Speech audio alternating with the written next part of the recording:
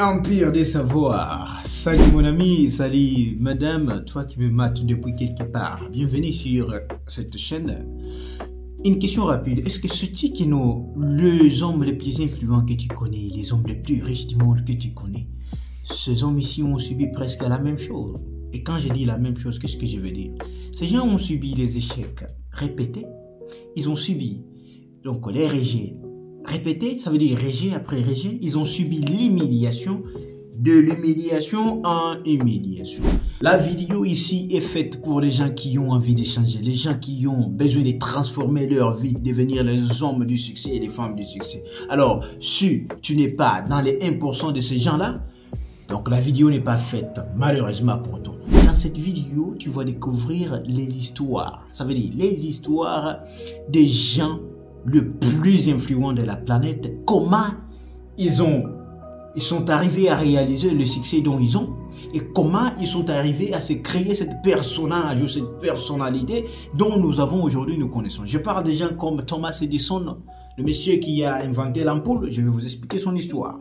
L'histoire de Thomas Edison. J'étais en train de lire le livre de Napoleon Hill. Réfléchissez, devenez riche. Hein? Allez-y, lire le livre. C'est en lisant que j'ai vite compris que non, le monsieur, ça veut dire, il est parti jusqu'à 1000 tentatives ratées avant d'inventer l'ampoule. Comme je vous le dis toujours, apprenez à transformer des échecs dans des réussites. Si c'était toi et moi aujourd'hui, combien de fois tu as pu être rejeté? Combien de fois on t'a juste énervé par quelqu'un, je sais pas moi, au boulot, tu as déjà abandonné le boulot, c'est fini. Alors, si c'était toi qui étais Thomas Edison, est-ce qu'aujourd'hui on allait avoir l'ampoule? C'est une question. Laisse-moi dans les commentaires ce que tu en penses. Si c'était toi Thomas Edison, est-ce qu'aujourd'hui on allait avoir la lumière dont nous avons aujourd'hui? Je ne crois pas. Parce que beaucoup de personnes normales n'ont pas cette habilité-là de transformer les échecs dans des leçons. Vous savez, il y a la différence entre les gagnants et les perdants. Les gagnants, ce sont ce type-là de personnes à qui, quand vous le rapprochez de quelque chose qui n'est pas bon, directement, il prend note, il part et commence à travailler sur ça, il change. Mais un perdant, quand vous le reprochez de quelque chose qu'il fait qui n'est pas bon, c'est fini, il s'énerve, il devient jaloux. Un malade, puis à la fin, quand il te voit commencer à devenir un homme ou une femme de succès, il commence à t'envier, il est jaloux, mais il n'a pas voulu changer. Mais comme je vous ai dit, je parle à ce genre-là, des qualités des gagnants dans cette vidéo. Alors, si tu n'es pas un gagnant, laisse la vidéo. Et si tu es un gagnant, n'oublie pas de liker la vidéo alors que nous continuons. Alors, Thomas Edison, qu'on va poser la question, il dit, mais qu'est-ce que tu as appris de ça? Il dit, je n'ai pas échoué 1000 fois, j'ai simplement trouvé 1000 façons qui ne marchaient pas. Vous comprenez un peu qu'est-ce qu'il y a? La morale de l'histoire ici, c'est de ne pas abandonner face à la répétition des échecs. Vous ne devez jamais abandonner parce que vous répétez quelque chose. C'est comme la philosophie de Bruce Lee qui va dire, je crains beaucoup plus l'homme qui pratique un seul coup 1000 fois qu'une personne qui pratique 10 000 ou 20 coups une seule fois. Ça veut dire il y a la puissance dans la répétition. Dès que vous échouez une seule fois, continuez 2 fois, 3 fois, frère, ça va aller. Ça veut dire, nous, quand on est là, on n'est pas ici pour échouer. Je te rappelle que tu viens de loin pour arriver là où tu es.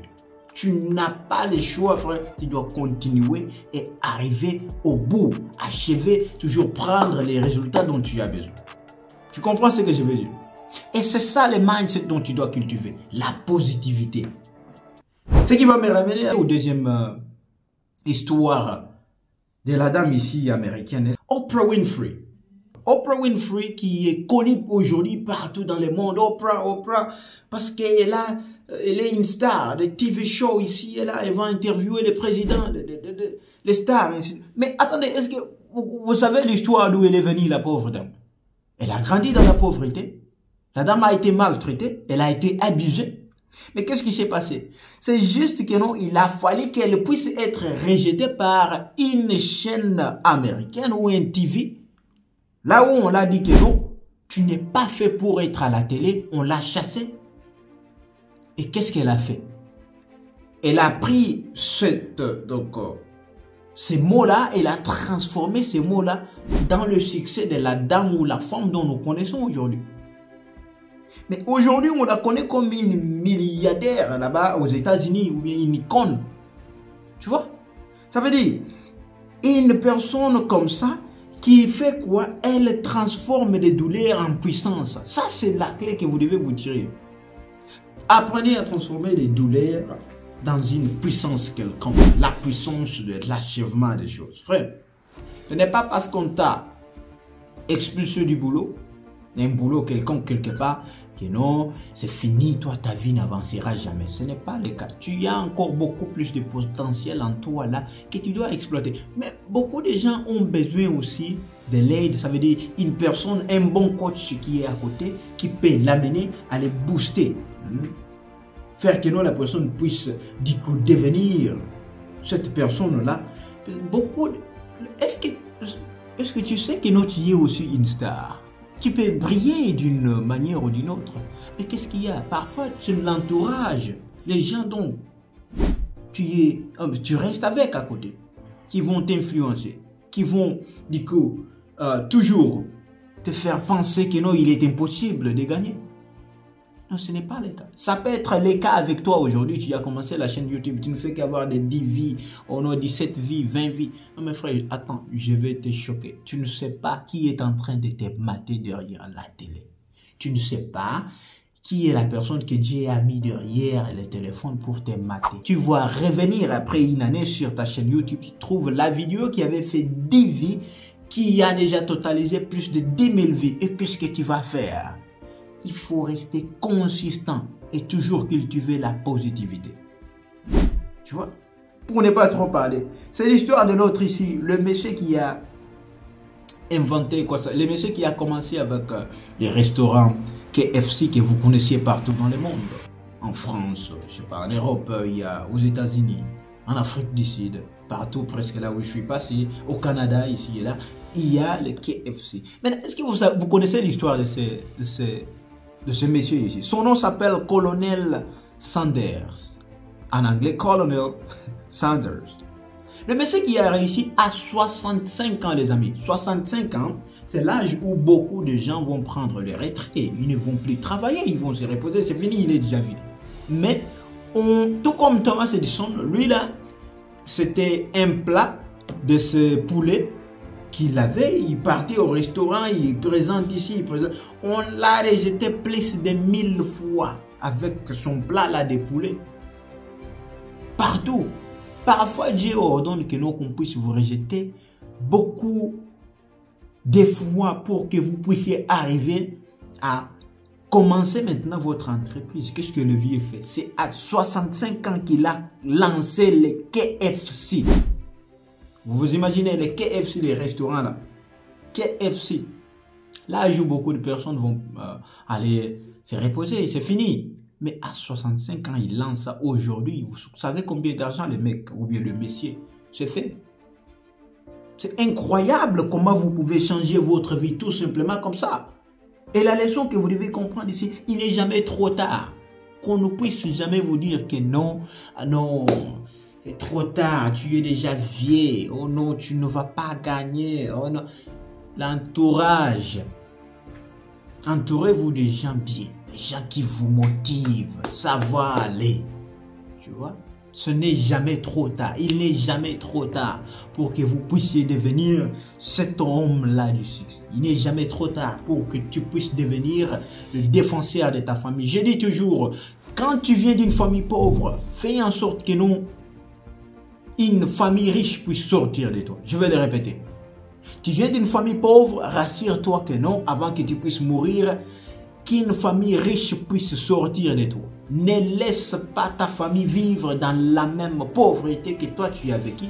C'était une leçon. Tu vois?